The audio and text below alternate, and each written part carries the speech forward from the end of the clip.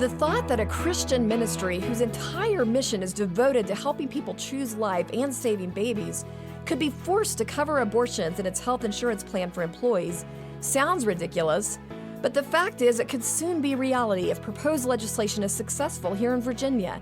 But there's still time for you to make your voice heard. Welcome to Speak Up Virginia, equipping you to speak up on the life, family, and freedom issues that matter most to you. From the Family Foundation, I'm your host, Candy Cushman, and I'm joined today by our president, Victoria Cobb. Well, Victoria, we're going to get into some really sobering topics today related to abortion and what's happening here in Virginia. But before we get into that, I'd love it if you would just share that really sweet conversation you had with your daughter recently about how the gift of life impacted a family you know.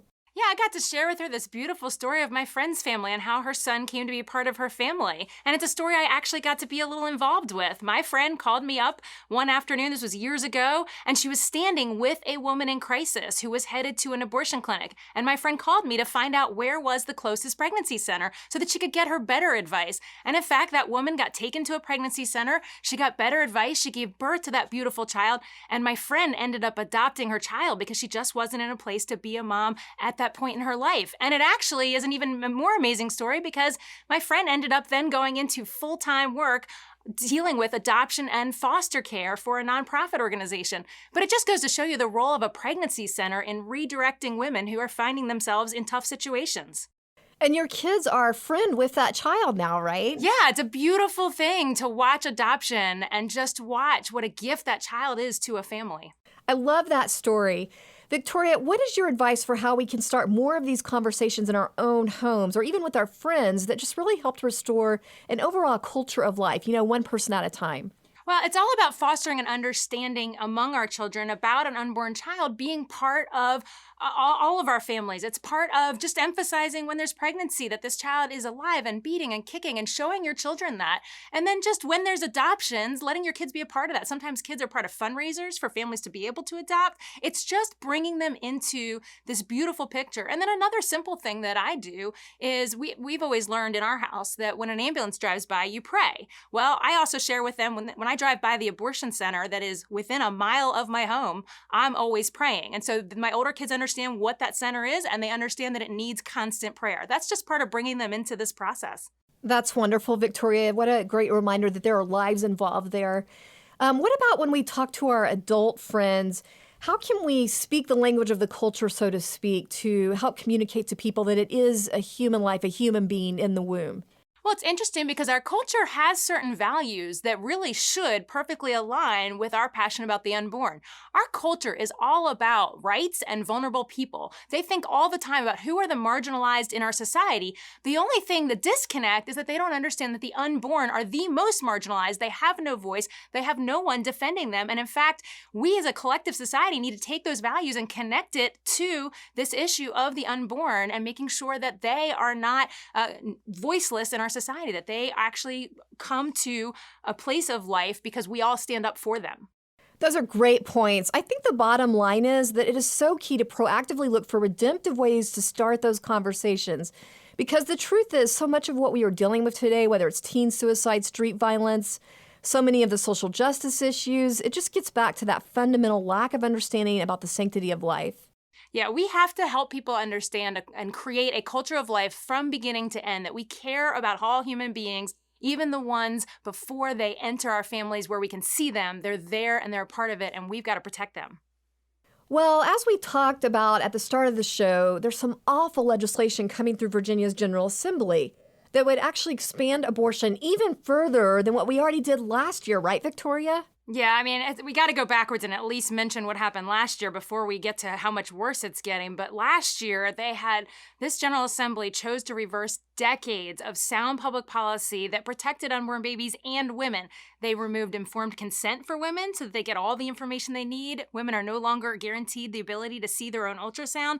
The list goes on, even safety standards to protect women. And so all that happened last year, and now they're even taking it a step further to the point where they want to force people who disagree with abortion to support it and even have to pay for it. Well, let's dive right into that. Can you explain to us exactly how this is going to work if this legislation is passed? How would Virginians be forced to support or pay for abortions? Well, there's multiple legislative proposals pushing this strategy, but one of the most drastic ones to pay attention to is a state House bill that would, first of all, require Virginia taxpayers to fund elective abortions for anyone enrolled in a state-funded medical assistance program like Medicaid.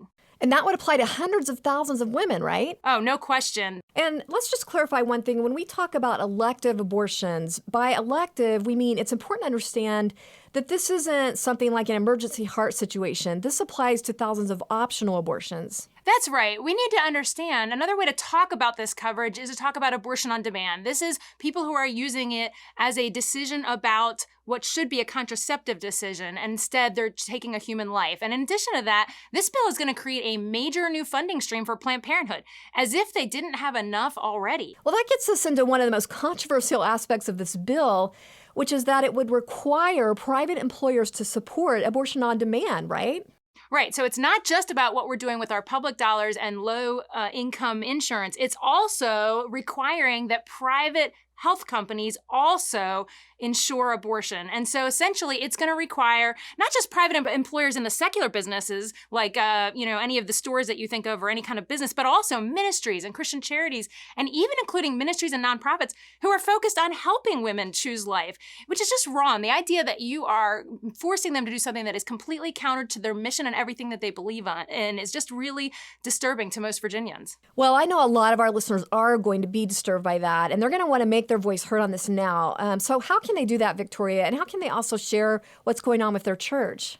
Yeah, we need to be able to make sure that all of our voices are on this issue right now. And if you're within the sound of my voice, we need you to go to the Family Foundation website at familyfoundation.org and click on the blue Make Your Voice Heard banner. And that's immediately going to take you to our Action Center where you can communicate with your legislators about this right now. And you can also sign up for our text alert so you can know when there's an urgent vote happening or even watch a key debate. Thanks for tuning in if you're just now joining us for Speak Up Virginia, brought to you by the Family Foundation. For more information about us or the topics we're addressing, you can visit familyfoundation.org. That's familyfoundation.org. Well, let's talk about the religious freedom issues in these state pro-abortion bills, how they would force private employers, including Christian pro-life ministries, as we talked about, to pay for elective abortions through health care coverage. It looks like maybe this violates a Supreme Court precedent, right? Absolutely. That we just had this battle all the way up to the Supreme Court with a case that people are probably familiar with because it involved Hobby Lobby. And in this case, Hobby Lobby was simply fighting for the fact that they are a Christian employer and they should not have to fund in their health care medicines that they believe are abortifacient. And they fought this and they won. So does that give us a bit of hope that if this state law passes, it could be legally challenged? Yes, and I would argue bills that are unconstitutional like this should have what we call a grace sheet on them when they go before legislators so they know right away this is going to go straight to court. But I don't know if that's the case in this particular bill. That is an interesting point, and I'm glad we have our Founding Freedoms Law Center to be ready for this when the time is right. Absolutely. We're going to need them. And despite this potential violation of a Supreme Court law, advocates for this bill are still trying to claim that it actually has religious freedom protections. What's misleading about that? Oh yeah, they tend to write into bills things that appear like they're religious freedom exceptions to satisfy some of us, but they actually don't accept anybody outside of the norm. So what it is they've defined a religious organization not only as as an entity whose employees are religious, not only as an entity who has a religious mission, but as an entity that has to serve only people who share that same faith. Well, most faith-based organizations I know service everyone to help everyone. Yeah, so if I'm understanding that right, the protections could be narrowly limited in scope to only be said to apply to a worship service, but maybe not apply to other ministries a church is doing in the wider community or to a parachurch type of ministry. Is that right? I don't know many ministries that won't service anyone in need, and they instantly are required to cover abortion in this bill. Yeah, so it doesn't sound like there's a lot of protection there for religious freedom. Absolutely not. Well, we've been focused on this one proposal dealing with Medicaid and private employers, but there's another kind of sister bill going through. Let's talk about that one for a minute. Because as I understand it, it would expand coverage of abortion on demand through health insurance plans in Virginia's health exchange, which is supposed to be focusing on low and middle income Virginians. What are the main problems with that? Yeah, what this bill does is it simply removes the restriction that we've had on funding abortion in healthcare plans that are offered in Virginia under the Affordable Care Act. Lots of people are covered through an exchange. And really, the reality is we've seen in the past where there have been trouble trying to find insurance that doesn't cover abortion. And I'm afraid that's going to be the future when we remove this restriction, that people are not even going to be able to find a plan where they aren't in conflict with what it funds. Well, aside from really just exploiting more women through the abortion industry and trampling on people's religious freedom rights, when you take all these current pro-abortion proposals going through the General Assembly right now, what is the cumulative effect? I mean, how would they overall increase abortions in our state? Well, last year when we repealed all the safety standards and everything else, I sat there and thought, well, more money for Planned Parenthood, more abortions. 60 million abortions weren't enough. And now we see that, yes, we're going to continue that trend every year and add more money to the abortion industry and harm more unborn children. So it is alarming and disturbing and quite sad, frankly. That really is so sobering. And it just reminds us that we really do need to be praying urgently on this and during the whole time that the General Assembly is going on.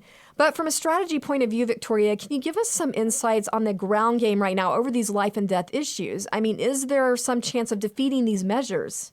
Well, I would say with God, there's always a chance. It's not that it looks like an easy path for the pro-life movement trying to defeat these. It is the fact, though, that our Senate is a narrowly divided Senate, and there are sort of within a vote or two is the difference between a pro-life decision and a pro-choice decision. So that's why people need to make their voices heard, is because it can actually make a difference and could be that one thing that stops this bill. Absolutely. So now's a good time to remind everybody, be sure to go to familyfoundation.org right now so you can get our email and text alerts. Want to be part of the action and make your voice heard? Sign up now to receive timely text alerts and watch live debates affecting your family and community. Just go to familyfoundation.org and click on the Make Your Voice Heard banner. Well, it's time for our Inconceivable Moments Award, where we're featuring examples of the absolute lunacy and craziness that happens when cultural leaders try to give guidance completely apart from biblical principles. And we're calling this the Liberals' Most Inconceivable Moments Award. Inconceivable! Well, Victoria, normally the American flag is displayed as an inspiring symbol of unity that reminds us of the constitutional values we all share. And there certainly was an abundance of flags during last week's inauguration ceremony. But sadly, it turns out they were handled in a way that demonstrated the opposite of unity, right? That's right. If you saw from Inauguration Day, you probably noticed a beautiful field of flags, an amazing display of more than 190,000 flags on the National Mall. And this was publicly promoted as a way to honor those who couldn't attend due to COVID. But then we got the news that something much less unifying was happening behind the scenes with those flags. Americans were told that they could donate to be a symbolic sponsor of these flags to show their, quote, participation in this historic event. But it turns out those donations were being split among left-wing groups, including Planned Parenthood and some of the nation's largest LGBT lobby groups. And not only that, but if you donated, apparently you were also opted into Planned Parenthood's email list. Yeah, it's sad. It just gives us a visual demonstration of the kind of doublespeak we're getting when people talk about unity and taking actions that really create more of a division among us. That's why this week, we're sadly giving the Inconceivable Award to President Joe Biden and his Presidential Inaugural Committee.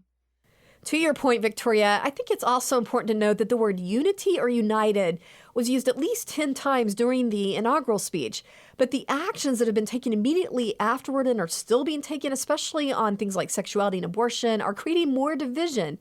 And it seems like the use of the American flag to promote things like Planned Parenthood just pointed that out in a really sad way. It's a deeply disturbing way to start off a new administration. As they say, actions speak much more loudly than words.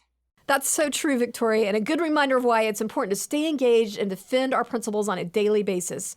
Well, now's a great time to wrap up and just remind everyone, after we've done a few of these Inconceivable Awards, we're going to put them in a top 50 list that you can download.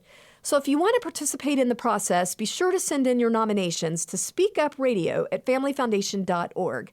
That's speakupradio@familyfoundation.org. Thanks for joining us for this week's Speak Up Virginia, brought to you by the Family Foundation. Visit us at familyfoundation.org. That's familyfoundation.org.